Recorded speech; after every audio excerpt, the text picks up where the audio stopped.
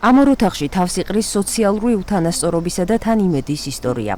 46 წლის დევნილი ქალი ორ განსაკუთრებული საჭიროების მცირეწლოვანს ნაქირავებ ნესტიან ბინაში ზრდის.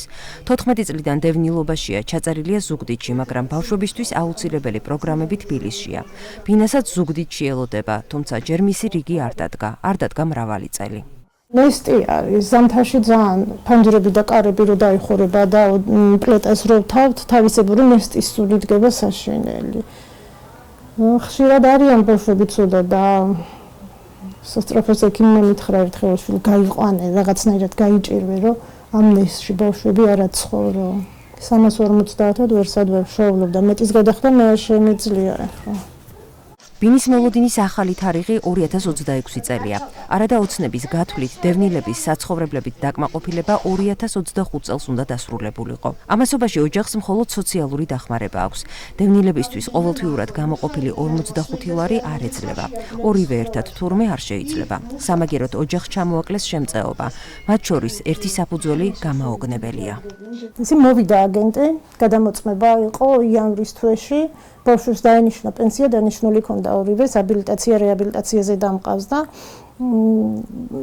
მეუბნებიან ისეც, რომ ბავშვების დახმარება ჩანს შემოსავალი, არის მიწა, რომელსაც არ სარგებლობთ, გადაამოწმონ ნახონ, არის კიდე დენი და გაზი ძვირი გადასახადი და დენი და გაზი აქ ძვირია საერთოდ და მივედი უთხარი გავასაჩივრო უნდა მეთქი რომ რაღაც ცვლილება უნდა შეიტანო ოჯახშიო, რომ რაღაც უნდა მოხდესო და რა ცვლილება შემოვიტანო, რა გავაკეთო, ვინ გავწერო, ვინ შემოვიწერ. 640 რო ვიღებდი, 40 ლარი დამარყვა და დაგვიტოვა 600 ლარი. და რაში უნდა გეყოფთ ეს 600 ლარი? გადასახადები. იმაშიც არ ყოფნის. უფასო სასადილოთი არ სარგებლობთ? უფასო სასადილოს მიმართე სამჯერ განაცხადით, მაგრამ უარი მომივიდა და მე რო ვიკითხე ჩაწერა არა მაქვს აქ. ჩაწერილი არა ვარ და მაგიტო. როგორც დევნილთა სამინისტრომ მითხრა უარი ქირის გადახდაზე ჩაწერილი რა ხან არა ხარ, მაგანაც უარი განაცხადე. წლები უნდა, ვიღაცას უნდა მიეწერო და ეხლა მე არავინ არ ამყავს რომ ჩამწეროს ან მიმწეროს. კითხეთ რას ფიქრობს, როცა ისმენს რომ ეკონომიკური მდგომარეობა ქვეყანაში გამოსწორდა. ვარი გასაჭირი არის, ნუ კარდაკან რო იარო და შეამოწმონ ყველა, მე მიხვდებიან. მე კარდაკარ არ დადიან ალბათ და ვერ ხედავ. რუსული აგრესია ნეტა არ ყოფილიყო. ნეტა არ ყოფილიყო. და როგორ იქნებოდა იქ ცხოვრება თქვენი? გადასარევი, აი ქირა რა იყო, მაგას არ გავიგებდი და გასაჭირი რა იყო და სიღარიბე რა იყო, მაგას ვერ გავიგებდი. კასპში დედაქალაქიდან არც ისე შორს წესით სიცოცხლე უნდა ჩქეფდეს. ივანიშვილის დაპირებული 100 ქარხანა არა, მაგრამ ერთი აქ ნამდვილად გუგუნებს. ცემენტის წარმოება ოლიგარქის და პროპაგანდისტული მედიის მფლობელის რუხაძის საერთო ბიზნესია. სუფთა წლიური მოგება ბოლო გასაჯაროვებული მონაცემით 96 მილიონი ლარი. სულ ექიმებში დამყავს და ვიცი. ფროსი ბავშვი, გულის არითმიეთა დავადებული. ჰაერის უკმარისობით და ესე. პირდაპირ კავშირს ხედავ გარემოს დაბინძურებას. იქიდან რო წამოვა ნახშირი და ესა ბავშვს დასუსამს. აქედან რომ მტვერი წამოვა, საით გაიქცე ადგილი უნდა ეწება. ფილტრები დააყენეს, მაგრამ ბოლომდე ვერ აკმაყოფილებს. მიუხედავად იმისა, რომ მეწილია ამ წარმოების აი ძალიან ნაკლებათა ჩანს. ძალიან ნაკლებათა ჩანს, რომ ეს ივანიშვილმა გაუკეთა მოსახლეობას. ეს დასახლება განსაკუთრებით ისეთი ზონაა, რომ აი მტვრის ზონა რა. პირველი დაავადებულია ბრონხებით. მრავალი დაავადება ჩამომეყალიბდა მტვრის მეშვეობით. მრავალი პროტესტისა და მოსახლეობის მოთხოვნის შემდეგ ქარხანამ ფილტრები შეცვალა, მაგრამ გარემო მაინც ბინძურდება, ამბობენ ადგილობრივები. კასპელებისთვის ცემენტი რო უფასო არ იცოდით? ბატონო. საწარმო და მუნიციპალიტეტი მოსახლეობასთან შეთანხმებით კომპენსაციას არიგებს. ჯანმრთელობის ზიანის სანაცვლოდ ამანათი წელიწადში ორჯერ ზეთი, შაქარი, ფქვილი, თითო კილო. მოსახლეობას კომპენსაციის სახით მოვითხოვეთ სხვადასხვა რაღაცეები და შევჯერდით იმაზე, რომ პროდუქტს აძლევენ. ადამიანებს უზიანდებათ ჯანმრთელობა და ამის სანაცვლოდ წელიწადში ორჯერ პროდუქტს იღებენ ეს. კი, ამას ის გააკეთეს, სტადიონი გააკეთეს აქ და ეხლა სკვერს აკეთებენ, არ ვიცი გააკეთებენ თუ არა. ხო, პროდუქტს აძლევ კომპენსაციის სახით, რომ აი რაღაცაზე უნდა შევჯერებულიყავით რა. ან დენის ფული გადაეხადათ, ან წყლის, ან რაღაცის და ამაზე შევჯერდით პროდუქტზე, რომ ხო. ესეც გაჭირვებაზე მეტყველებს, აბა როგორ. ოლიგარქის პარტია ამბობს, რომ ეკონომიკა გაიზარდა და სივარიდis მაჩვენებელია დაბლა. ეგენი ბევრ რამეს იძახიან, მაგრამ ესე ხო არ არის. ერთი კვირის საყოფია ეს პროდუქტს რო გვირიგებ, მეტია.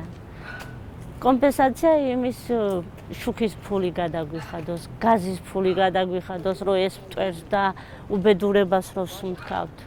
მაგრამ არა. აი ამანაც შადელს ხომ რასაც წელიწადში. მაკარონი, ვერმის, ბრინჯი, გერკულესი, ნაბეშ, შაქარი.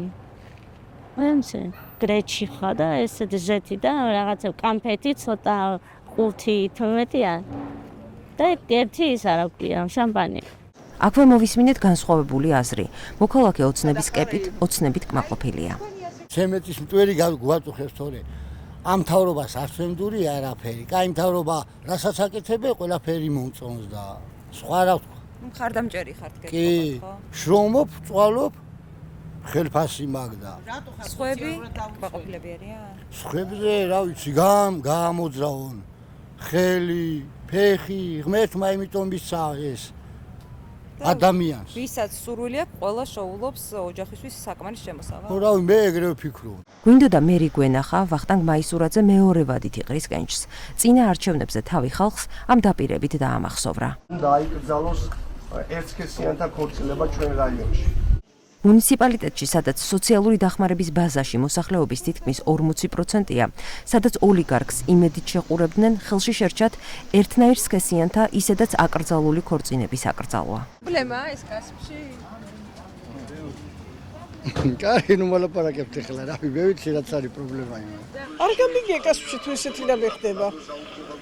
არ გამიგია. არ ვიცი. პენსიას ასაც იღებენ კაპიკებია და წამლებში მისდით ამ ხალხსა ფული და რო არ აქვთ ფული ვერ შემოდიან ბაზარზე და ვერაფერს ვერ ყიდულობენ. უნდათ და ვერ ყიდულობენ. ოცნება ამბობს, რომ უკეთესობისკენ შეიცვალა ეკონომიკაც გაიზარდა, სიღარიბეც შემცირებული. ვიშებ თავი ხო.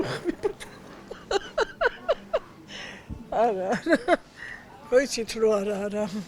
ყველას უჭერს და ყველას ტელაპოში დავდივარ, გზას არ აკეთებენ, არაფერს არ აკეთებენ.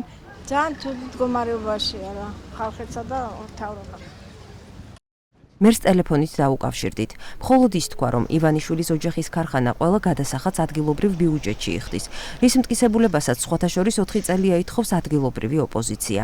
ინტერვიუზე უარი გვითხრა. საბაბად დაასახელა შეხვედრა, რომლის არსებობა შტაბში ვერ დაადასტურეს. რამდენს იხდის დაახლოებით შეგიძლიათ მითხრათ? ზუსტად ვერ გეტყვით, მაგრამ ქონების გადასახადი როგორც ცემენტის ქარხნის ისე სხვა იურიდიული პირის სხვა წარმოებების რჩება ადგილობრივ ბიუჯეტში. ოდის მოგიხდით ახლა შეხვედრაზე და კომპენსაციით სახით მოქალაქეებს მხოლოდ ამანათსად. დღეს არ იქნება შეხვედრაზე ხო არ არის სადმე? არ არის შეხვედრაზე? ამ დღეებში ოლიგარქის მთავრობამ რეგიონებში ტურნე ჩაატარა. ივანიშვილი დიდი მოწიწებით თავადაც გამოჩნდა არაბეთის გაერთიანებული საემიროების პრეზიდენტთან. კობახიძემ კი ქუთაისში ყოფნისას ბიკენტიას საქაბებეში შეიარა. არ ვიცი რამდენად მოისმინა მოქალაქეების აზრი ოცნებისვე მტკიცებაზე, რომ იზრდება ეკონომიკა, რომ მცირდება სიღარიბე. მოისმინა თუ არა, რომ გაზრდილი ფასების გამო მოქალაქეებს ხშირად საკვებსა და წამალს შორის არჩევანის გაკეთება უწევთ. ყველაფერმა აიწია წამლებმა, საკვებმა, შვილო და ძლივს გაგვაქვს თავი. ეკონომიკა რო გაზრდილიყო, ცოტა მეტი რომ მოემატებიათ ეს პენსიები, ხო შეიძლებოდა შვილო. ხო, ესე იგი ეკონომიკა არაა გაზრდილი. მე საერთოდ ბუღალტერი ვარ და მესმის ამდენ. სოციალურად დაუცველი ვარ შვილო სხვათა შორის. ანუ პენსიას იღებთ და სოციალურ შემწეობას? ხო. 50 ლარი შემწეობა და პენსია 450. რაში ყოფნი?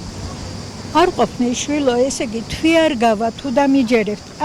100 ლარი გუშინ გავედი და ფეხში წამალი დამჭე დავეცი. 100 ლარის წამალი მოვიტანე.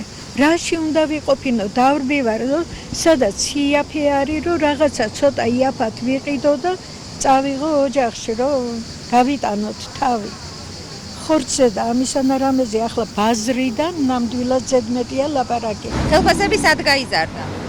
დასუფთავებაში მოემატა ხელფასი. ყველას მოემატა ცოტა-ცოტა, ბევრი არაფერი, მაინც-მაინც. ის ყიდვასაც ახერხებდით, იმ ფასად ყიდულობთ ისევ თუ? ვერა. საბაზრო ფასებთან შედარებით ხელფასები გაორმაგებული უნდა იყოს დღესდღეობით, რაც არის იმასთან შედარებით და საპენსიო ბიუჯეტიც გაორმაგებული უნდა იყოს, ალბათ. მაგრამ ბაზარი არ იწევს ერთს. რა უნდა ვქნათ? შვიდობა ყველაფერს შობია. შვიდობა ღირებულია. მე სტუმარი ვბრძანდები და ვერ გეტყვით, მაგრამ გაოცნებული ვარ თქვენი ფასებით. კოჩა ხალხს როგორ უძლებს. სტუმარი საიდან? რუსეთიდან. და მოსკოვის ფასები გაქვთ ქუთაისში და ხელფასები კოჩახ. მალადეც ქართულ ხალხს. არა, ჩემის შემოსავლით ნამდვილად ვერ ვახერხებ. მე უმღლე მყავს საზღვარგარეთ და რა თქმა უნდა აი ბოლო წლებში როგორ გაიზარდა თქვენი შემოსავალი ან როგორ შეიცვალა თქვენი ოჯახური ბიუჯეტი? დიდად არა, რო გითხრათ სიმართლე. იმიტომ რომ არ ვიცი, ძალიან გაძვირებულია ყველაფერი. მთავრობა ამბობს, რომ ეკონომიკაც გაიზარდა და სიღარიბეც შემცირდა. ჩემი აზრით არაფერი არ გაზრდილა. მე ასე მიმაჩნია. ძვირია ყველაფერი რა თქმა უნდა ლაპარაკი. კი არის ძვირი, მაგრამ უკმაყოფილო არა ვარ მაინც. 100,000 არა ვარ უკმაყოფილო. სიღარიბესა და სოციალური ფონის სიმძიმესთან ერთად არანაკლებ მძიმე იყო იმ შიშის დანახვა, რომელიც ოცნებამ ხალხში ჩანერგა. სოციალურად დაუცველების ნაწილს საუბარი სურდა, მაგრამ შემწეობის დაკარგვის რისკის გამო უარი თქვა. გვიხსნიდნენ, რომ ოცნება ჩვენი ბიუჯეტიდან გამოყოფილ შემწეობას ზოგჯერ ერთადერთ ბოლო ლუკმას კრიტიკის მოსმენის შემდეგ წაართმევს.